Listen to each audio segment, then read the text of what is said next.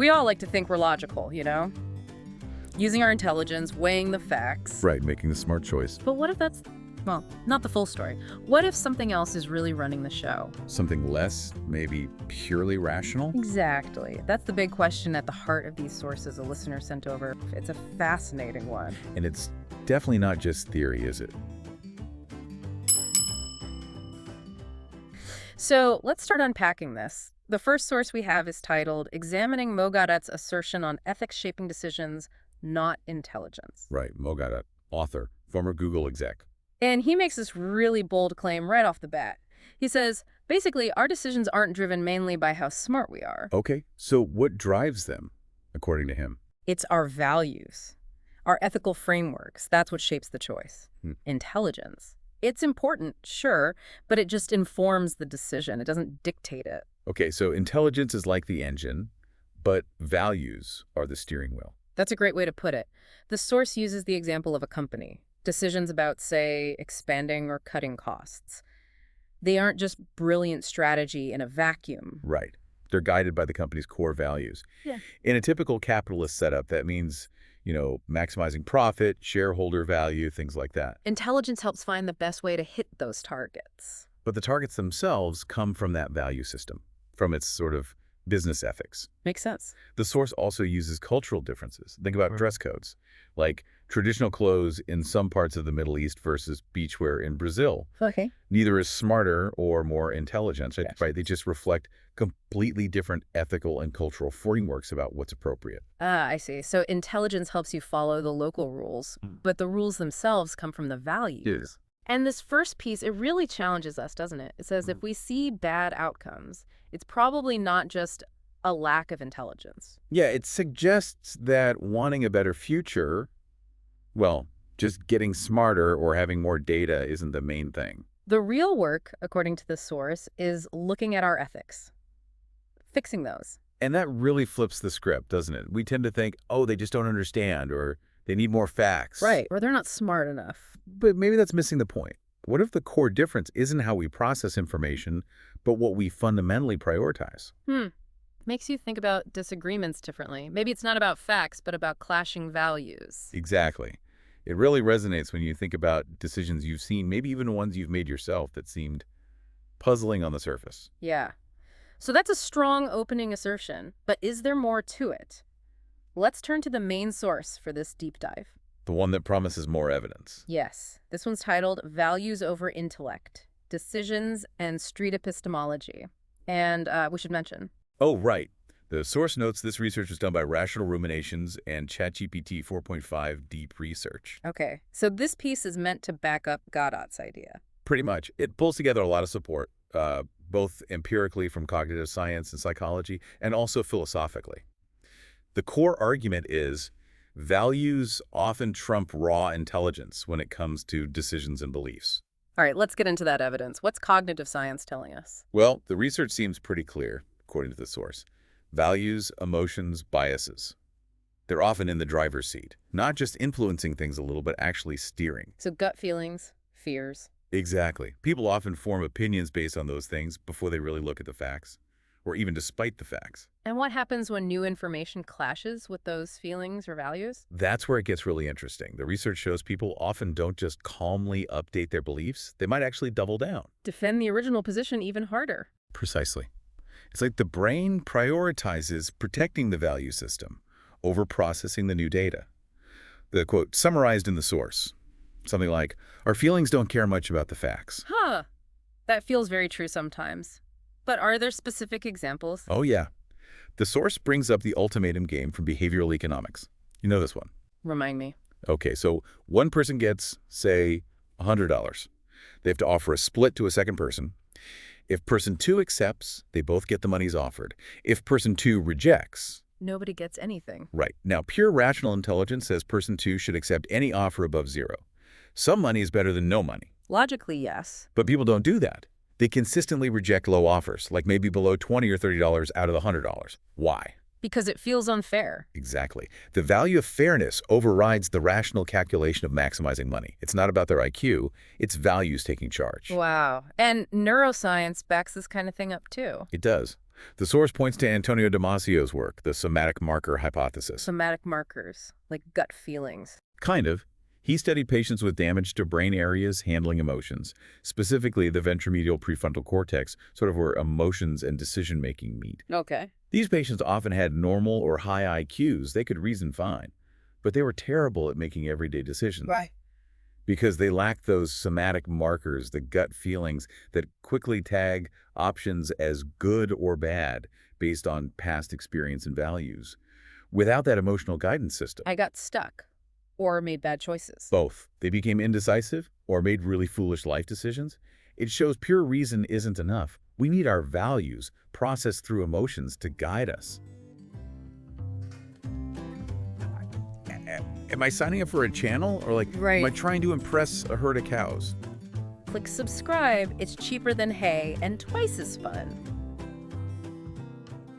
So it's not just emotions making us irrational. Intelligence itself can get twisted. Yes, that's motivated reasoning, which the source discusses a lot.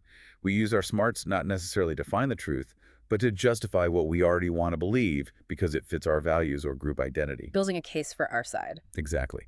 And biases like confirmation bias or my side bias, they operate pretty independently of IQ. Smart people can be even better at rationalizing. Like Keith Stanovich's dysrationalia. High IQ, but not rational. That's the idea. The source mentions a study. People judged identical car safety scenarios differently just based on whether the car was domestic or foreign. Even though the facts were the same. Identical. Their value for, say, domestic goods or loyalty skewed their judgment. Values bent their intelligence. And what about protected values? Ah, yes. From moral psychology, these are things people see as sacred, non-negotiable, like human life, justice, maybe religious principles. Things you can't put a price tag on. Right. They refuse trade-offs, like refusing to calculate how many dollars an endangered species is worth, or rejecting any policy that sacrifices lives, even for a supposed greater good. These decisions come straight from a moral framework, not a cost-benefit analysis. So, looking at all this empirical stuff, it really does seem like intelligence is more of a tool for our values. That's the picture the science paints, according to the source. And then it shifts to philosophy, showing this idea isn't new. David Hume famously called reason. The slave of the passions. That's such a strong phrase. It is. Hume meant that logic alone can't motivate you. It can tell you how to achieve a goal, but not why you should want that goal. Like a GPS. It finds the route, but you choose the destination. Perfect analogy. Yeah. Reason calculates the means, but the ends, the destinations, come from our passions, our values, desires, feelings. Reason can figure out how to maximize happiness, but it can't tell you why you ought to care about happiness in the first place. So intelligence needs direction from something else. Precisely. And this fits with lots of philosophical ideas the source mentions. Moral relativism, right and wrong, depend on values. Decision theory needs preferences, values as inputs. Even Kantian ethics starts with assumed values. There's always a value judgment at the foundation. Pretty much. The source even brings in AI here. How does that connect? It mirrors the human situation. A super smart AI could use its intelligence for terrible ends if it doesn't have the right value system programmed in. Because intelligence itself is neutral. Exactly. The source quotes Gawdat again. Intelligence itself has no morality. The machines are going to make decisions based on the value system that we teach them. Just like us. More intelligence just makes you better at achieving whatever your values dictate. Okay, so philosophy seems to line up too. Values choose the goal, intelligence finds the path. All right, theory's one thing. But where do we see this playing out in the real world? Honestly, everywhere. Once you start looking through this lens, the source gives some great examples. Like personal choices. Yeah. Someone taking a lower-paying nonprofit job because they value making a difference more than money. Or someone knowing smoking is bad but valuing immediate comfort or social bonding more. Or people taking risks for a cause. Activism, military service. Right. Values like justice or patriotism overriding self-preservation. Then there's business. Remember CVS stopping tobacco sales? Yeah, they lost billions in revenue, right? Estimated $2 billion. Looked irrational on the surface, but their stated value was health. They chose to align with that value over pure profit. Intelligence helped implement it, but the value drove it. And the opposite happens too, right? Scandals where smart people made unethical choices? Definitely. Enron, VW, driven by values like greed or winning at all costs, overriding honesty. Intelligence without ethical guidance can lead to disaster. What about bigger societal things? Think about cultural norms. Attitudes to nepotism, is it loyalty, value, family, or unfairness, value meritocracy? Both sides use reason to defend their view, but it stems from different core values. And recent stuff, like COVID responses. The source points to that. Yeah. Masking, Yeah. vaccines. People's stances often tracked more with political identity and values liberty versus collective good than just education level. The facts were out there, but values filtered how they were received and acted upon. Same with climate policy, economic growth versus environment. Exactly. Different nations, different value priorities. And even when we have evidence-based policies, say for crime or gun control, they often hit resistance because they clash with public values, like punishment or individual rights. So people's acceptance of expert info depends on their values too. Seems like it. Climate change, vaccines again. Acceptance correlates with cultural values, not just scientific literacy. That's why policymakers use moral reframing, trying to couch policies in terms the audience already values. Pure intellectual arguments often just don't land. Wow. So yeah, it really seems like our decisions, big and small, generally come from this values first place. The evidence and examples strongly suggest that. Okay, so the source then takes this whole understanding and applies it specifically to street epistemology, SE. First off, what is SE? Right, SE is basically a conversational method. It uses polite Socratic-style questions to help people examine why they believe something. Usually it focuses on factual claims. How do you know that's true? What evidence supports that? Trying to get people to think about their reasons, their evidence. Exactly. Exploring the epistemic basis, the how you know part. And it can work well for beliefs people think are based on facts, like, say, astrology or conspiracy theories.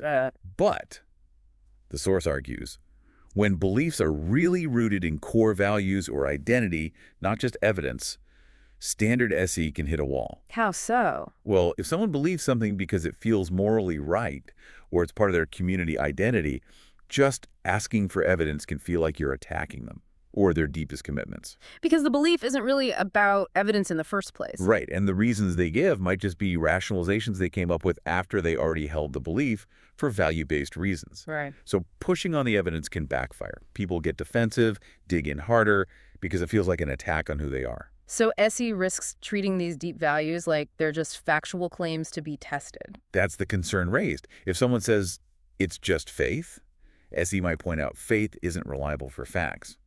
But if that faith provides crucial meaning or community deep values just critiquing the method, misses the function the belief serves. And the conversation can break down. Yeah, the source says it can run into psychology, triggering defensiveness because core values feel threatened. What if you could challenge what you believe and come out stronger? Start now at navigatingbeliefs.com. So the traditional SE toolkit might need some additions to handle this value-driven landscape. That's what the source suggests. Yeah. It needs to integrate an understanding of why people hold beliefs, not just how they think they arrived at them factually, going beyond epistemology. Okay, so how can SE, or really any conversation about strongly held beliefs, adapt? The source offers some ideas. The first one is called value elicitation and acknowledgement. Meaning? Instead of jumping straight to challenging the belief, you gently explore the values underneath. Ask things like, what does this mean to you? Or, what important principle does this uphold? And crucially, you acknowledge those values. Yes, validate them. Okay, so feeling safe is really important to you. Or, I hear how much you value justice. Yeah. Build rapport first. Then maybe you can explore if the specific belief is the best way to serve that value. Start with the value, not the fact claim. Makes sense. What about moral reframing? This uses Socratic questioning, but within the person's own value system. You don't bring in outside facts or values. You use hypotheticals or point out potential inconsistencies within their framework. Like? You mentioned freedom is key. How does that square with this policy that seems to limit freedom for others? It's a collaborative moral inquiry, exploring their values with them. Less confrontational. Okay. The source also mentions deep canvassing techniques. Yes, particularly empathy and narrative. Deep canvassing often involves sharing personal stories and really listening empathetically. How does that fit with SE? The idea is, after identifying a core value, sharing a relevant personal story, or inviting them to share, one can humanize the discussion. People often shift on deep issues through connection and empathy, not just logic. It adds emotional intelligence. Right. And the last one, addressing oughts and normative reasoning. This means guiding the person to examine their own ethical commitments, asking questions like, what makes something morally right for you? Or does this belief align with the person you want to be? So it's about their own ethical self-understanding. Exactly. If there's a conflict between their values and their actions or beliefs, this helps them see it for themselves. Change motivated from within based on their own desire for integrity. So for SE and similar talks, it's about blending the how you know with the what you value. Precisely. Understanding the axiological layer, the values and meaning alongside the epistemic one. It means recognizing not everything yields to pure logic. Some beliefs need to be approached through the heart as well as the head. Okay, so wrapping this up, this deep dive really seems to back Mo Gawdat's assertion quite strongly. Yeah, the evidence suggests our decisions are this complex dance between facts and values, and often values are leading the dance. Thinking about it this way, it can change how you see your own decision-making, right? Absolutely. And why others make choices that baffle you. Maybe it's not ignorance or low IQ, but different core values at play. That understanding could really change how we approach disagreements. For sure. And the discussion on adapting street epistemology offers one concrete way to apply this, aiming for more meaningful, empathetic dialogues. So the ultimate takeaway from these sources feels kind of provocative. Yeah, it suggests that if we want better decisions personally, collectively, maybe the main path isn't just gathering more information, we're trying to be smarter. Maybe it's about the harder work of examining and consciously shaping our values. Because, as the source puts it, pure reason cannot tell you which goals to pursue. That direction. It has to come from what we value. A lot to think about there. Until next time.